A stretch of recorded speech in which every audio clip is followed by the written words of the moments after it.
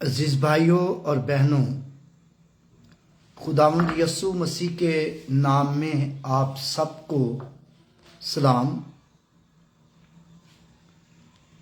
खुदावंद का शुक्र, उसके नाम की तारीफ हो, वो जो हम सबको प्यार करता है और बरकत बख्शता है। खुदावंद का शुक्र हो कि वो जो हर रोज हमसे कलाम करता है, हमसे बातें करता है, हमसे मोहब्बत रखता है। आज हम खुदावंद के जिंदा और पाक कलाम में से हम सब की रहनुमाई के लिए सीखेंगे इस तस्ना की किताब और उसका 28वां बाब और उसकी पहली आयत से लेकर 15वीं आयत तक मैं खुदावंद के पाक कलाम को पढ़ूंगा। Deuteronomy chapter 28 verse 1 to 15। Deuteronomy chapter 28 verse 1 to 15। यहां पर इस तरह लिखा है,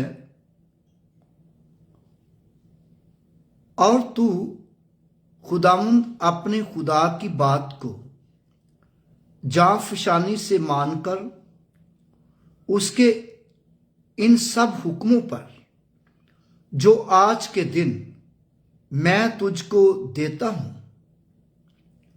एहतियात से अमल करे, तो खुदावंद तेरा खुदा दुनिया की सब कौमों से ज्यादा तुझको सरफराज करेगा। Praise the Lord. अगर तू खुदावंद अपने खुदा की बात सुने तो ये सब बरकतें तुझ पर नाज़िल होंगी और तुझको मिलेंगी। शहर में भी तू मुबारक होगा और खेत में भी मुबारक होगा। तेरी औलाद और तेरी जमीन की पैदावार और तेरे चपाओं के बच्चे यानी गाय बैल की बढ़ती और तेरी भेड़ बकरियों के बच्चे मुबारक होंगे। तेरा टोकरा और तेरी कठौती दोनों मुबारक होंगे, और तू अंदर आते वक्त मुबारक होगा और बाहर जाते वक्त भी मुबारक होगा। खुदावंद तेरे दुश्मनों को जो तुझ पर हमला करें तेरे रूबरू शिकस्त दिलाएगा। वो तेरे मुकाबला को तो एक ही रास्ता से आएंगे, पर साथ साथ रास्तों से होकर तेरे आगे से भागेंगे। Hallelujah, praise the Lord. खुदावंद तेरे अंबार खानों में और सब कामों में जिनको तू हाथ लगाएगा बरकत का हुक्म देगा। और खुदावंद तेरा खुदा उस मुल्क में जिसे वो तुझको देता है तुझको बरकत बख्शेगा, अगर तू खुदावंद अपने खुदा के हुक्मों को माने और उसकी राहों पर चले, तो खुदावंद अपनी उस कसम के मुताबिक जो उसने तुझसे खाई तुझको अपनी पाक कौम बनाकर कायम रखेगा। Hallelujah, praise God. और दुनिया की सब कौमें ये देखकर कि तू खुदावंद के नाम से कहलाता है, तुझसे डरेंगी। और जिस मुल्क को तुझको देने की कसम खुदावंद ने तेरे बाप दादा से खाई थी, उसमें खुदावंद तेरी औलाद और तेरे चपाओं के बच्चों को और जमीन की पैदावार को खूब बढ़ाकर तुझको बरोमंद करेगा। खुदावंद आसमान को, जो उसका अच्छा खजाना है, तेरे लिए खोल देगा कि तेरे मुल्क में वक़्त पर मींह बरसे और वो तेरे सब कामों में जिनको तू हाथ लगाए बरकत देगा। तू बहुत सी कौमों को कर्ज देगा पर खुद कर्ज नहीं लेगा। और खुदावंद तुझको दुम नहीं बल्कि सर ठहराएगा। तू पस्त नहीं बल्कि सरफराज रहेगा।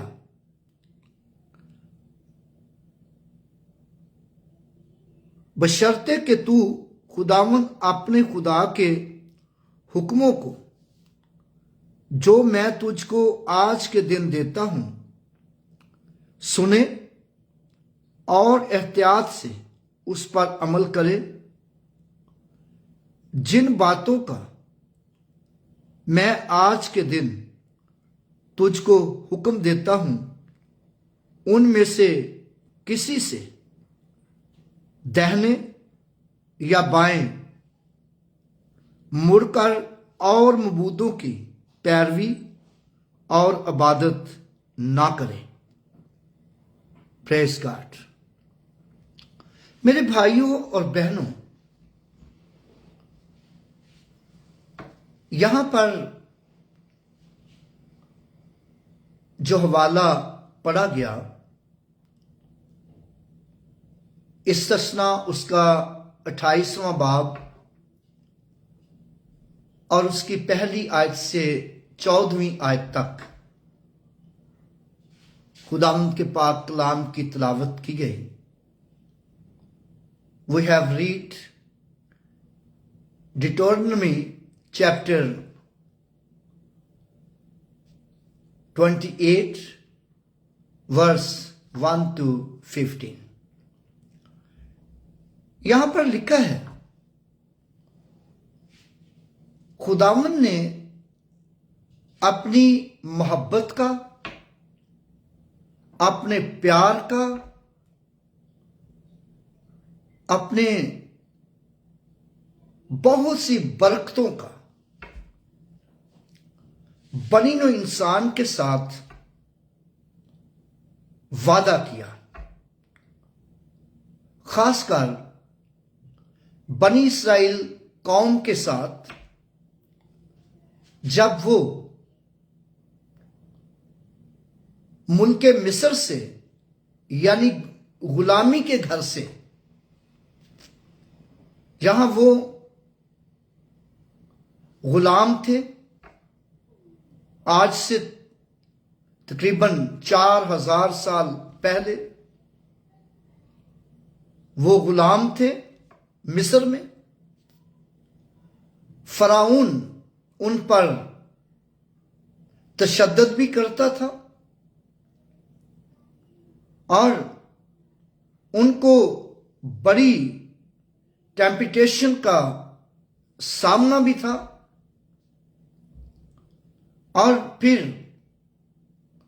बड़ी मुशक्कत उनके साथ, जुल्म के साथ ली जाती थी।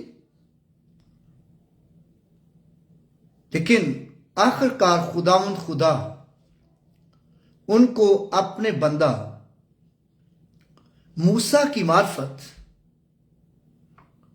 मुल्क मिस्र से यानी गुलामी के घर से निकाल लाया। और फिर खुदावन ने अपने बंदा मूसा की मार्फत उनसे कहा,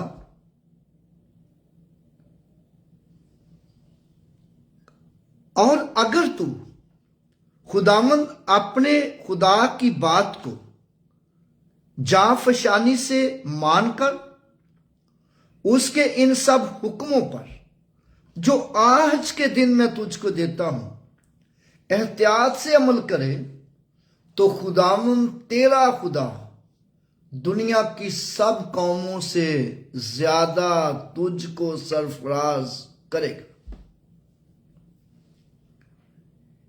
It shall come to pass, if you diligently obey the voice of the Lord your God, to observe carefully all his commandments which I give you today, the Lord your God will set you high above all the nations. Above all the nations. Above all the nation of the earth. जितनी भी जमीन पर कौमें हैं उन सब कौमों से ज्यादा खुदामुन तेरा खुदा तुझको सरफराज करेगा, तुझको सरफराज करेगा। लेकिन शर्त क्या है? अगर तू खुदामुन अपने खुदा की बात को जाफशानी से मानकर और उसके इन सब हुक्मों पर जो आज के दिन मैं तुझको देता हूं एहतियात से अमल करे, यानी कि खुदा की बात को मानना भी है, खुदा की बात को मानना भी है और फिर उसके हुक्मों पर अमल भी करना है। और बहुत से लोग हैं जो खुदा की बातों को मानते हैं, कहते जी खुदा ने ये किया है और खुदा ये करता है और खुदा ये कहता है, ये मानते हैं लेकिन करते नहीं, अमल नहीं करते। इसीलिए बहुत से लोग खुदा की बरकतों से महरूम रहते हैं, क्योंकि इसलिए कि वो अपने ही निगाह में दानिशमंद बने रहते हैं, अपने ही निगाह में सब कुछ बने रहते हैं, बल्कि अपने नॉलेज का भी तज़किरा करते हैं, अपनी सलाहियत का भी तज़किरा करते हैं और ये भी बताते हैं कि हमने जी बाइबल मुकद्दस को 14 दफा पढ़ा है, 20 मरतबा पढ़ा है और बाइबल में फलां जगह पर ये लिखा है, फलां जगह पर ये लिखा है, फलां जगह पर वो लिखा है, सब कुछ वो इची बिची बता देते हैं, क्योंकि इसलिए कि उन्होंने 10-20 मरतबा बाइबल पढ़ी होती है, उनको पता होता है। लेकिन अफसोस इस बात का है कि उसके मुताबिक अमल नहीं करते। मानते हैं कि खुदा के कलाम में ये लिखा है, खुदा का कलाम ये कहता है, लेकिन उसके मुताबिक करते नहीं हैं। इसीलिए वो बहुत सी बरकतों से महरूम रहते हैं। मैं ऐसे शख्सों को, ऐसे लोगों को जानता हूं, मैं उनके नाम पुट ऑफ नहीं कर सकता और ना करना चाहता हूं, लेकिन वो बड़ा बड़ा नॉलेज रखते थे, बड़ी बड़ी समझ रखते थे, लेकिन उसके मुताबिक नहीं करते थे तो वो कई दफा भूखे मरते थे, बच्चे भूखे रहते थे और पेट भर के खाना भी नहीं खा सकते थे। लेकिन नॉलेज बहुत अच्छा, इंग्लिश बहुत अच्छी, लेकिन क्या फायदा उस नॉलेज का अगर आपने उस नॉलेज को खुदा के कलाम के मुताबिक इस्तेमाल नहीं किया। और रोमियो के खत में जब हम रोमियो उसका पहला बाब उसकी 21वीं आयत पढ़ते हैं तो ऐसे लोगों के लिए लिखा है इसलिए अगरचे उन्होंने खुदा को जान तो लिया मगर खुदा की खुदाई के लायक उसकी तमजीद और शुक्रगुजारी ना की, बल्कि बातिल ख्यालात में पड़ गए और उनके बेसमझ दिलों पर अंधेरा आ छा गया और वो अपने आप को दनाह जताकर बेवकूफ बन गए। मेरे भाइयों और बहनों, अगर आपने 14 दफा, 15 दफा, 20 दफा बाइबल पढ़ी है, पूरी पूरी खत्म की है, लेकिन आप गालियां भी देते हैं, आप झूठ भी बोलते हैं, आप फ्रेब भी करते हैं और हर तरह के गंदे कामों में भी इन्वॉल्व हैं, तो फिर बरकत तो नहीं मिलेगी ना। हमारा एक भाई था, चर्च मेंबर था,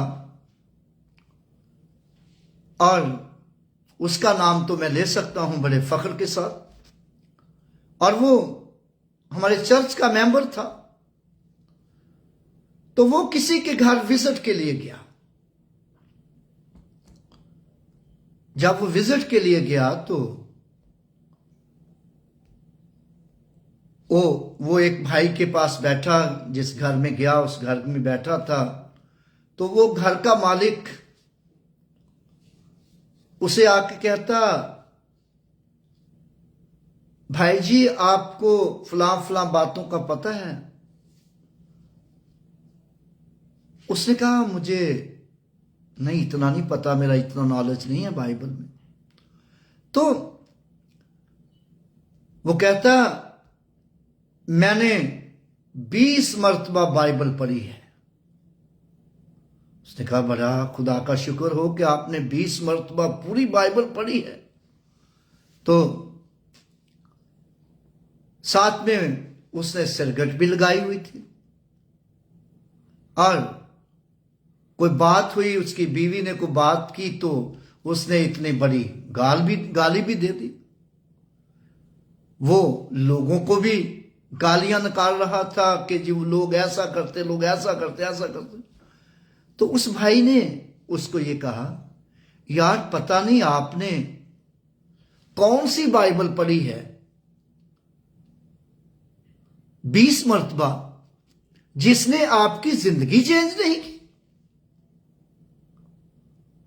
आपकी जिंदगी में झूठ भी है, फ्रेब भी है, हर तरह के गंदे काम भी हैं, और तू कहता है मैंने बाइबल पढ़ी है। और हम तो एक आयत ध्यान से पढ़ लेते हैं तो वो हमें सारा दिन इधर उधर हिलने नहीं देती। तूने कौन सी बाइबल पढ़ी है? और क्योंकि मेरे भाइयों और बहनों, शैतान ऐसे लोगों के दिलों को बंद कर देता है, आंखों को अंधा कर देता है, कानों को बंद कर देता है, ताकि वो ना देख सके, ना सुन सके, ना उसके मुताबिक कर सके। वो अपने आप को दनाह जताकर बेवकूफ बने रहते हैं। लेकिन मेरे भाइयों और बहनों, अब बेवकूफ ना बने, बेवकूफ ना बने। लेकिन है अगर तू खुदावंद अपने खुदा की बात को जाफशानी से मानकर उसके इन सब हुक्मों पर जो आज के दिन मैं तुझको देता हूं एहतियात करके अमल करे, तो खुदावंद तेरा खुदा दुनिया की सब कौमों से ज्यादा तुझको सरफराज करेगा। यानी कि सिर्फ मानना नहीं है, सिर्फ मानना काफी नहीं है, सिर्फ ईमान रखना काफी नहीं है, क्योंकि कलाम मुकद्दस में लिखा है, आए निकम्मे आदमी, क्या तू ये भी नहीं जानता ईमान बगैर अमाल के बेकार है। ईमान बगैर अमाल के बेकार है। ईमान बगैर अमाल के मुर्दा है। और मेरे भाइयों और बहनों, मुर्दापन में ना रहें, बल्कि खुदा के कलाम को माने और उस पर अमल करें। और फिर अगले हिस्से में लिखा है, अगर तू खुदावंद अपने खुदा की बात सुने तो ये सब बरकतें तुझ पर नाज़िल होंगी। अगर तू खुदावंद अपने खुदा की बात को सुने तो ये सब बरकतें तुझ पर नाज़िल होंगी। मेरे भाइयों और बहनों, मुबारक वो लोग हैं जो खुदा के कलाम को सुनते हैं। सुनते हैं, सुनने वाले बड़े मुबारक लोग हैं। और मुकाशफा की किताब उसका पहला बाब उसकी 3री आयत में लिखा है, 3री आयत में लिखा है, revelation chapter 1 verse 3, blessed is he who reads and those who hear the word of prophecy message, prophecy book, and keep those things which are written in it, for the time is near. इस नबूवत की किताब का पढ़ने वाला और सुनने वाले और जो कुछ इसमें लिखा है उस पर अमल करने वाले मुबारक हैं, क्योंकि वक्त नजदीक है। मेरे भाइयों और बहनों, वक्त नजदीक जिंदगी का एंड भी हो सकता है, वक्त नजदीक बरकतों का भी हो सकता है, और वक्त नजदीक बहुत सी बातों का भी हो सकता है। हो सकता है कि खुदावंद आपको कल ही बरकतें देना चाहता हो, और वक्त आपकी बरकतों का वक्त नजदीक है। खुदा आपको बरकत आज ही देना चाहता है। जैसे कलाम मुकद्दस में लिखा है, आज ही नजात का दिन है, आज ही कबूलियत का दिन है। आज ही नजात का दिन है और आज ही कबूलियत का दिन है। मेरे भाइयों और बहनों, मुमकिन है कि खुदावंद आज ही आपको बरकत देना चाहता है। और जो लोग खुदा का कलाम नहीं सुनते, खुदा के कलाम को सुनना शुरू कर दें और फिर उस पर अमल करना शुरू कर दें और उसके मुताबिक जिंदगी गुजारना शुरू कर दें, और बरकतें आपके लिए हैं। All these blessings shall come upon you. All these blessings shall come upon you and overtake you because you obey the voice of the Lord your God. Hallelujah. Blessed you shall be in the city. Blessed shall you be in the country. Hallelujah. कितनी बड़ी बात है, कितना बड़ा वादा है उन लोगों के साथ जो खुदा के कलाम को मानते हैं, जो खुदा के कलाम पर अमल करते हैं, जो खुदा के कलाम को सुनते हैं। उनके साथ कितना बड़ा वादा है। और तू सब कौमों से ज्यादा मुबारक होगा और तू सब कौमों से ज्यादा सरफराज होगा, और ये सारी बरकतें तुझको मिलेंगी, और तू शहर में भी मुबारक होगा, और फिर तू मुल्क में भी मुबारक होगा। जिस मुल्क में तू रहेगा उस मुल्क में भी तू मुबारक होगा। जिस शहर में तू रहेगा उस शहर में भी तू मुबारक होगा। कितनी बड़ी बरकत, कितना बड़ा वादा उन लोगों के साथ जो खुदा के कलाम को पढ़ते और सुनते और उस पर अमल करते हैं और उस पर पूरे तौर पर ईमान रखते हैं। और बेवकूफ़ों की तरह नहीं चलते कि जी खुदा का कलाम भी पढ़ रहे हैं और फिर शराब भी पी रहे हैं और फिर सिरगट भी पी रहे हैं, नशाबाजी भी कर रहे हैं, गालियां भी दे रहे हैं। और मेरे भाई और बहनों, ऐसे लोगों के ताल्लुक से लिखा है, इसलिए अगरचे उन्होंने खुदा को जान तो लिया मगर खुदा की खुदाई के लायक उसकी तमजीद और शुक्रगुजारी ना की, बल्कि बातिल ख्यालात में पड़ गए और उनके बेसमझ दिलों पर अंधेरा छा गया। मेरे भाई और बहनों, अंधेरे में ना जाएं, बल्कि खुदा का कलाम जो रोशनी है, जो आपकी रहनुमाई कर सकता है, उसके पास आए, उसको सुने। और फिर अगले हिस्से में ना सिर्फ तेरे साथ वादा है बल्कि औलाद के साथ भी लिखा है, तेरी औलाद और तेरी जमीन की पैदावार और तेरे चपाओं के बच्चे यानी गाय बैल की बढ़ती और तेरी भेड़ बकरियों के बच्चे मुबारक होंगे।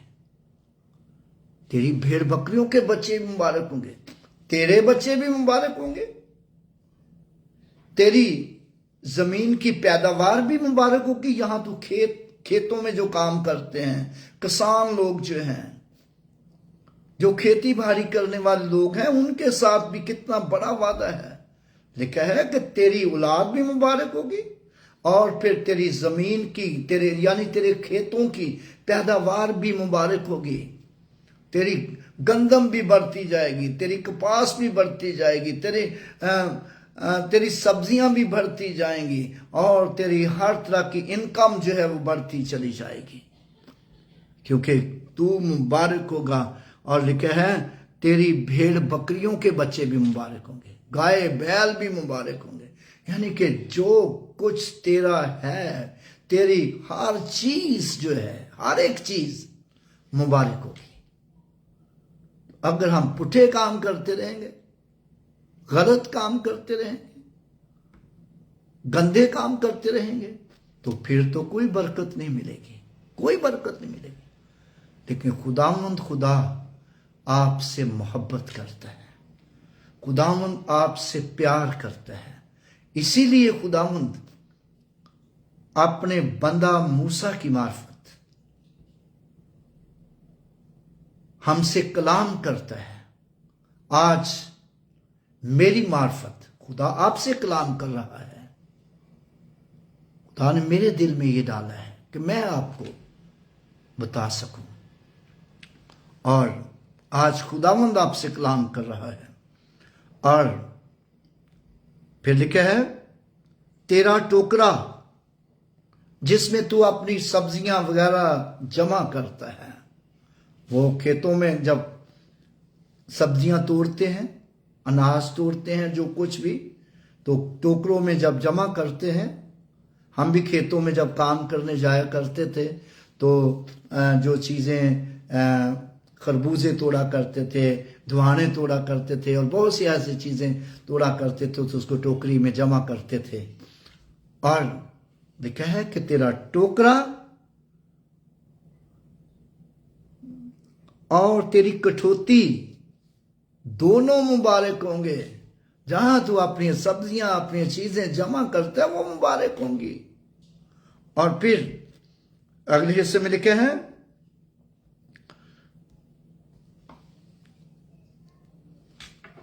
और तू अंदर आते वक्त मुबारक होगा और बाहर जाते वक्त भी मुबारक होगा। ये नहीं कि तू घर वापस बाहर गया, घर से बाहर गया है, तो बाहर भी आपको तोय लानत हो रही है, और बाहर से घर आया है तो घर वाले भी आ गया वेला डटा फिरदा, तेन कुछ लभा ही नहीं, घर ऐ भी नहीं है, घर ऐ भी नहीं है, घर वो भी नहीं है। और मेरे भाइयों और बहनों, वो लोग जो खुदा के कलाम को, खुदा को प्यार करते हैं, और उनके ताल्लुक से लिखा है कि वो बाहर जाते वक्त भी मुबारक होंगे और घर आते वक्त भी मुबारक होंगे। जब घर वापस आएंगे फिर भी मुबारक होंगे, बाहर घर से बाहर जाएंगे तो फिर भी मुबारक होंगे। लोग उनकी तारीफ करेंगे, लोग उनकी इज्जत करेंगे, इज्जत से उनको कारोबार देंगे, बशर्ते कि आप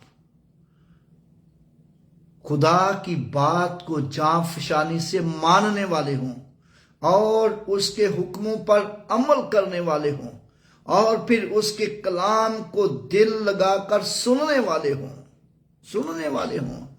क्योंकि लिखा है, ईमान सुनने से पैदा होता है और सुनना खुदा के कलाम से।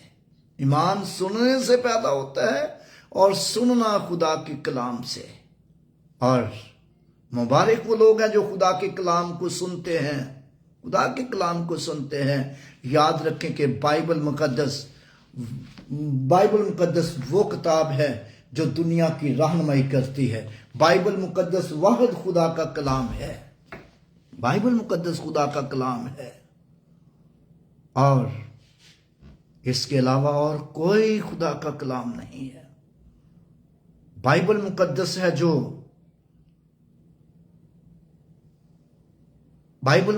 है जो नजात तक रहनुमाई करती है। बाइबल मुकद्दस है जो दुनिया में जिंदगी गुजारने के लिए रहनुमाई करती है। और जो शख्स बाइबल मुकद्दस को ध्यान से पढ़ लेता है और उसकी जिंदगी बदल जाती है। और इसलिए खुदा के कलाम को सुनते रहें। फिर आगे अगले हिस्से में एक और बड़ा खूबसूरत वादा। मैं मैसेज को ज्यादा लंबा नहीं करना चाहता लेकिन हो जाता है। और लिखा है, खुदावन तेरे दुश्मनों को जो तुझ पर हमला करें तेरे रूबरू शिकस्त दिलाएगा। तेरे दुश्मन भी शिकस्त खुर्दा होंगे, तेरे दुश्मन शिकस्त खाएंगे अगर तू खुदावंद अपने खुदा की बात को जाफशानी से माने और एहतियात से उस पर अमल करे और खुदा के कलाम को सुने ध्यान के साथ। तो फिर खुदावन तेरे दुश्मनों को जो तुझ पर हमला करें तेरे रूबरू शिकस्त दिलाएगा। वो तेरे मुकाबला को तो एक ही रास्ता से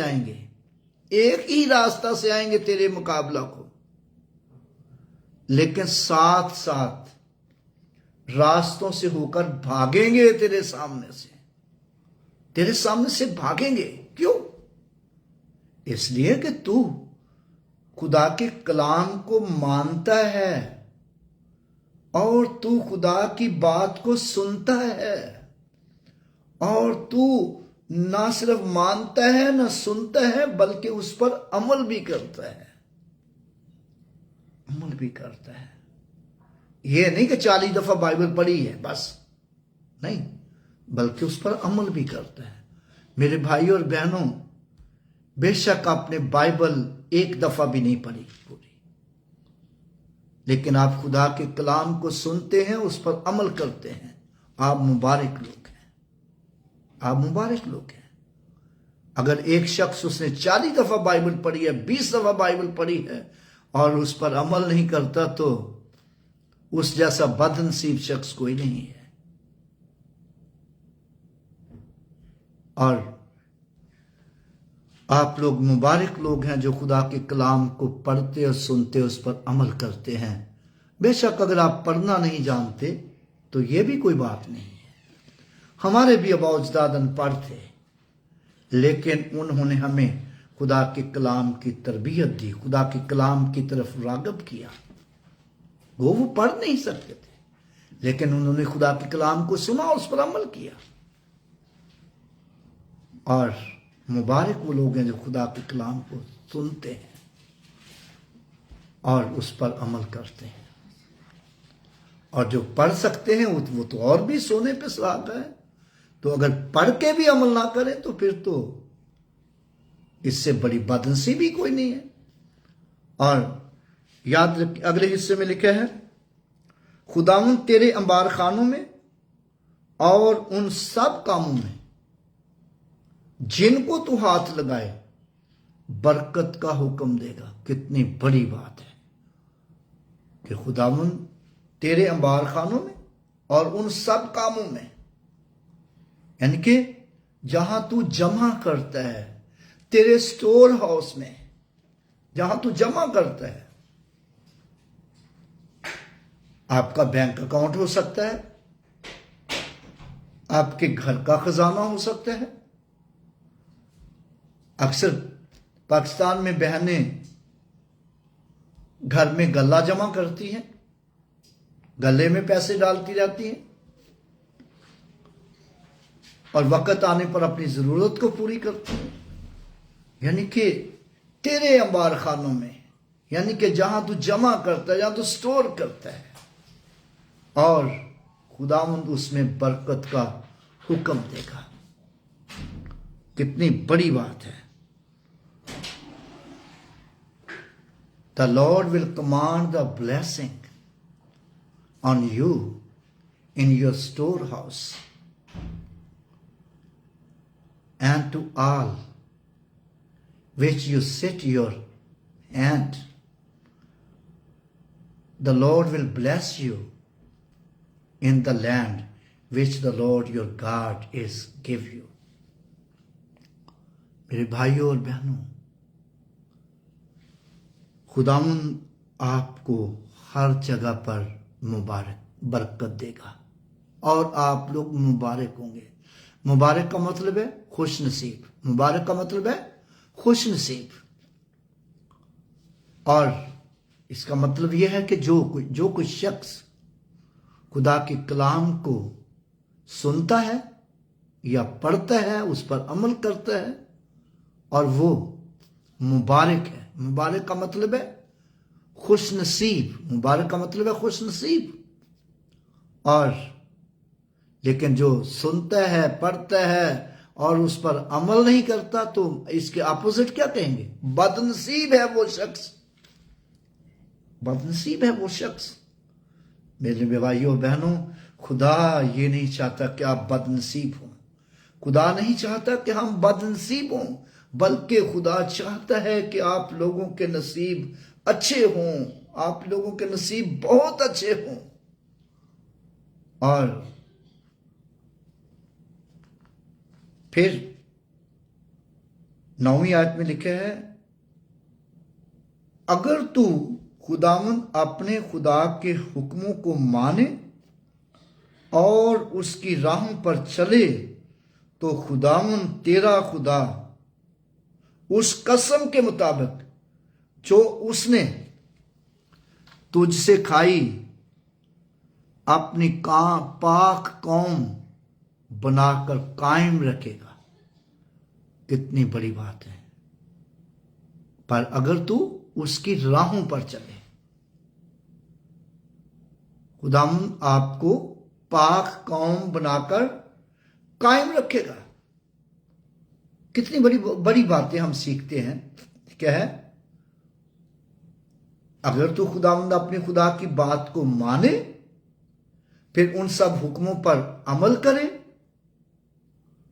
अगर तू खुदावंद अपने खुदा की बात को सुने और उसकी राहों पर चले, तो ये सारी बरकतें आपको मिलेंगी। सारी बरकतें आपको मिलेंगी। और मुबारक वो लोग हैं जो खुदावंद अपने खुदा की राहों पर चलते हैं। The Lord your God will establish you as a holy nation, as a holy people, as a holy people himself, as he has sworn you, if you keep his commandments, if you walk in his ways. कितना बड़ा वादा। खुदावंद तेरा खुदा तुझको मुकद्दस कौम बनाकर अपने सामने कायम रखेगा। अपने सामने कायम रखने से मुराद यह है कि खुदावंद आपके साथ रहेगा, खुदावंद आपके साथ रहेगा और आपकी मदद करेगा। और फिर लिखा है, और दुनिया की सब कौमें ये देखकर कि तू खुदावंद के नाम से कहलाता है, तुझसे डरेंगी, तुझसे डरेंगी, सब कौमें तुझसे डरेंगी। आप देख ले, इस्राएल को देख ले, खुदावंद ने इस्राएल के साथ वादा किया, सब कौमें तुझसे डरेंगी। और सारी कौमें उससे डरती हैं। छोटा सा मुल्क है, और क्योंकि खुदा ने उनको बरकत दी है, और अगर आप भी खुदा के साथ चलने वाले होंगे तो आपसे भी लोग डरेंगे, कहेंगे ना बेना इसके साथ कोई ऐसा कदम नहीं उठाना, ये तो खुदा का बंदा है, ये खुदा की बंदी है, खुदा की हजूरी में रहने वाले हैं। और यानी कि ये उस हालत में होगा जब आप खुदा के हुक्मों को मानेंगे। फिर लिखा है, जिस मुल्क को तुझको देने की कसम खुदा ने तेरे बाप दादा से खाई थी, उस मुल्क में तेरी औलाद और तेरे चुपाओं के बच्चे और तेरी जमीन की पैदावार को खूब बढ़ाकर तुझको बरोमंद करूंगा, तुझको बरोमंद करूंगा। खुदा ने इस्राएल से कहा तुझको बरोमंद करूंगा। और फिर बरोमंदी कैसे होगी?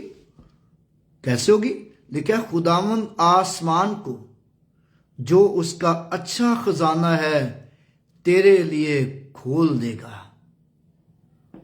खुदावंद आसमान को जो उसका अच्छा खजाना है तेरे लिए खोल देगा। मेरे भाई और बहनों, आसमान खुल जाएगा आपके लिए आसमान खुल जाएगा। और कलाम मुकद्दस में लिखा है कि जब यूहन्ना नबी, जिसको मुस्लिम लोग याह्या अलैहिस्सलाम भी कहते हैं, और जब वो तौबा की मुनादी कर रहा था तो यहूदी लोग, पुलिस वाले, फकी फरीसी और फिर महसूल लेने वाले उसके पास भागे चले आ रहे थे। और उसने कहा, है सांप के बच्चों, तुमको किसने बता दिया कि आने वाले गजब से भागो। और फिर यूहन्ना ये मुनादी कर रहा था, तौबा करो क्योंकि आसमान की बादशाही नजदीक आ गई है। तौबा की मुनादी कर रहा था। और यीशु मसीह भी यूहन्ना से बपतिस्मा लेने के लिए आ गया, यूहन्ना से बपतिस्मा लेने के लिए आया। और यूहन्ना ने यीशु मसीह को यह कहकर मना किया, मैं तो आप तुझसे बपतिस्मा लेने का मुताज हूं, तू मेरे पास बपतिस्मा लेने आया है। क्योंकि यूहन्ना पहचान गया कि ये तो खुदा है जो इंसानी शक्ल में मेरे पास आ गया है, ये तो खुदा है, ये तो दुनिया का खालिक और मालिक है जो इंसानी शक्ल में मेरे पास आ गया है। और यूहन्ना ने उससे कहा, मैं तो आप तुझसे बपतिस्मा लेने का मुताज हूं। यीशु मसीह ने उससे कहा, अब तो होने ही दे, क्योंकि हमें इसी तरह सारी रास्तबाजी को पूरा करना मुनासिब है। याद रखें कि यीशु मसीह ने बपतिस्मा गुनाहों की माफी के लिए नहीं लिया था, तौबा के लिए बपतिस्मा नहीं लिया था। इस बात पर गौर करें कि यूहन्ना ने जब उसे कहा कि मैं तो तेरी जूती के तस्मे खोलने के लायक नहीं हूं, मैं तो आप तुझसे बपतिस्मा लेने का मुताज हूं, यीशु मसीह को कहा यूहन्ना ने, मैं तो आप तुझसे बपतिस्मा लेने का मुताज हूं। तो यीशु ने कहा अब तू होने ही दे, हमें इसी तरह सारी रास्तबाजी को पूरा करना मुनासिब है। यीशु मसीह ने क्यों बपतिस्मा लिया? रास्तबाजी को पूरा करने के लिए। किस लिए बपतिस्मा लिया? रास्तबाजी को पूरा करने के लिए। याद रखें कि जब हम खुदा बाप और बेटे रूहुल कुद्दस के नाम से बपतिस्मा लेते हैं तो ना सिर्फ गुनाहों की माफी के लिए है, ना सिर्फ नजात के लिए है, बल्कि खुदा की रास्तबाजी को पूरा करने के लिए है। तो जब हम अपने गुनाहों से तौबा करते हैं, तौबा करके खुदा बाप और बेटे रूहुल कुद्दस के नाम से गुनाहों की मुआफी के लिए उसकी रास्तबाजी को पूरा करते हैं, तो फिर निजात इनाम में मिलती है। निजात इनाम में मिलती है, निजात इनाम में मिलती है, छुटकारा है, यानी कि गुनाहों से। और फिर लिखा है कि जब यीशु मसीह ने बपतिस्मा लिया तो आसमान खुल गया। आसमान खुल गया। जब यीशु मसीह ने बपतिस्मा लिया तो आसमान खुल गया और आसमान से आवाज आई कि ये मेरा प्यारा जी। यहां पर हम देखते हैं कि जब यीशु मसीह ने बपतिस्मा लिया तो आसमान खुल गया। आसमान से आवाज आई कि ये मेरा प्यारा बेटा है जिससे मैं खुश हूं। कितनी बड़ी बात। और याद रखें कि जो कोई शख्स अपने गुनाहों से तौबा करके खुदा बाप और बेटे रूहुल कुद्दस के नाम से बपतिस्मा लेता है और खुदा के कलाम को सुनता और उस पर अमल करता है, उसके मुताबिक जिंदगी गुजारता है, तो खुदावंद का वादा है कि मैं तेरे लिए आसमान को, जो खुदा का अच्छा खजाना है, तेरे लिए खोल दूंगा। कितना बड़ी बात है। खुदावंद आसमान को, जो उसका अच्छा खजाना है, तेरे लिए खोल देगा। तेरे लिए खोल देगा अच्छा खजाना। मेरे भाई और बहनों, देखें कितनी बड़ी बरकत है जब आप खुदा के साथ चलना शुरू करेंगे। कितना बड़ा वादा है खुदा का जब आप खुदा के साथ चलना शुरू करेंगे। और इसी फख्र में ना रहें कि आपने 40 दफा बाइबल पढ़ी है, आपने 20 दफा बाइबल पढ़ी है। ऐसे फख्र में ना रहें, बल्कि खुदा के साथ चलें। अगर आपने जितनी दफा भी बाइबल पढ़ी है और आप खुदा के साथ चलते हैं तो ये तो बहुत अच्छी बात है, बहुत बड़ी बाबरकत बात है। अगर आपने एक दफा भी बाइबल नहीं पढ़ी लेकिन खुदा के साथ चलते हैं, ये बहुत बड़ी बात है। लेकिन खुदा के कलाम को पढ़ें और सुने और उस पर अमल करें। और उनके साथ जो लोग खुदा के कलाम को पढ़ते और सुनते और उस पर अमल करते हैं, उनके साथ बड़े बड़े खुदा के वादे हैं। फिर आखिरी बात हम देख के बंद करते हैं। लिखा है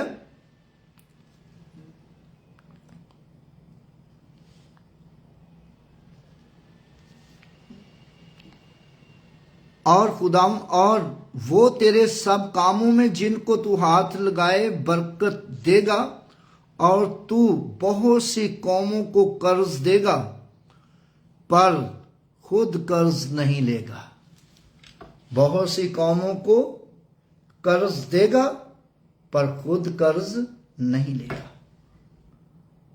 मेरे भाइयों और बहनों, मैं ये एक्सपीरियंस मेरे साथ हुआ, ये एक्सपीरियंस मेरे साथ हुआ और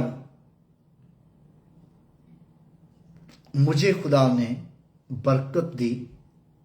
मैं बहुत अमीर आदमी नहीं हूं, खुदा का शुक्र हो कि खुदा ने बरकत दी है, बरकत देता है, देता रहता है। लेकिन मैंने अमीरों को कर्ज दिया, लेकिन कर्ज आज तक मैंने किसी से लिया नहीं। और खुदा का शुक्र हो इस बात के लिए, ये मेरा एक्सपीरियंस है। और गलतियां, कमजोरियां हर इंसान की जिंदगी में होती हैं, आपकी जिंदगी में भी हो सकती हैं, लेकिन खुदा के साथ वफादारी से चलते रहें और खुदावंद आपको बरकत देगा। मेरे बच्चे दूसरों को मिसाल देते हैं कि हमारे बाप ने कभी कर्ज नहीं लिया, और खुदा ना करे कि कभी ऐसा वक्त आए कि मैं कर्ज लूं। और खुदावंद आपको भी ऐसी बरकत देना चाहता है और वो आपके लिए अच्छा खजाना खोल देगा, जो उसका अच्छा खजाना है। और बशर्ते कि आप खुदा के कलाम को जान फशानी से मानने वाले हों और एहतियात करके उस पर अमल करने वाले हों और उसे सुनने वाले हों और फिर उसकी राहों पर चलने वाले हों। सो खुदावंद आप सबको बरकत बख्शे। आइए खुदावंद के हुजूर अपने सरों को झुकाएं और दुआ मांगे। सब सर खुदावंद के हुजूर झुक जाएं और हम सब दुआ मांगे। Hallelujah, hallelujah. प्यारे आसमानी जलाली मुकद्दस खुदावंद, हम तेरा शुक्र, तेरी तारीफ, तेरी तमजीद, तेरी सताइश, तेरी हमद करते हैं, क्योंकि खुदा तू जो हमद और सताइश और कुदरत और इज्जत और जलाल और हशमत के लायक है। खुदा तेरा शुक्र हो, तू जो अपने लोगों को प्यार करता है और हर तरह से संभालता और बरकत बख्शता है। खुदा तेरा शुक्र हो, तूने खुदा मुझे फजल दिया और मैंने तेरा कलाम तेरे लोगों तक पहुंचा दिया है। जहां जहां भी खुदा पाक खुदा तेरा कलाम पहुंचा है, जितने लोगों ने सुना है उन सब पर तेरी बरकत, तेरा फजल हो, और जितने लोगों तक अभी पहुंचेगा वो सुनेंगे उन सब पर तेरी बरकत हो। यीशु के नाम से खुदा पाक खुदा तू अपने जलाल के मुताबिक हर एक को बड़ी कसरत से बरकत दे। हम रात भर हम सबकी हिफाजत निगहबानी करना, रोया में ख्वाबों में तो हम सबसे कलाम करना। सुबह उठे तेरा मुकद्दस नाम हम सब के लबों पर हुआ है खुदा। ऐ खुदा जिन मुल्कों में खुदा पाक खुदा भी सुबह हुई है, खुदा हर उस जगह पर तमाम लोगों पर तेरा हाथ, तेरा फजल हो। पूरी दुनिया में हर तरह से अमन और सलामती हो। और खुदा यूक्रेन के लिए तेरे हजूर दुआ करते हैं और खुदा पाक खुदा तू फजल दे के खुदा पाक खुदा वहाँ जंग बंदी हो जाए और रूस को खुदा पाक खुदा समझ दे कि वो जंग को रोक दे, और खुदा पाक ताकि पूरी दुनिया में हर तरह से अमन और सलामती और तेरी बरकत हो, यस्सु मसीह के नाम से आमीन। खुदा की सिखाई दुआ में शरीक होंगे। आए हमारे बाप, तू जो आसमान पर है, तेरा नाम पाक माना जाए, तेरी बादशाही आए, तेरी मर्जी जैसी आसमान पर पूरी होती है जमीन पर भी हो। हमारी रोज की रोटी आज हमें दे, जिस हम अपने कर्जदारों को माफ करते हैं, तू भी हमारे कर्ज मुआफ कर। हमें आजमाइश में ना पड़ने दे, बल्कि बुराई से बचा, क्यों जो बादशाही, कुदरत, जलाल हमेशा तेरे हैं, आमीन। अब हमारे खुदा यीशु मसीह का फजल, खुदा बाप की मोहब्बत, रूहुल कुद्दस की रिफाकत, शराकत और बरकत अब से लेकर हमेशा तक हम सबके साथ और दुनिया के कुल ईमानदारों के साथ होती रहे, आमीन, आमीन, आमीन। रहेगा नाम सदा तीकर मसीदा रहेगा जा तिलक सूरज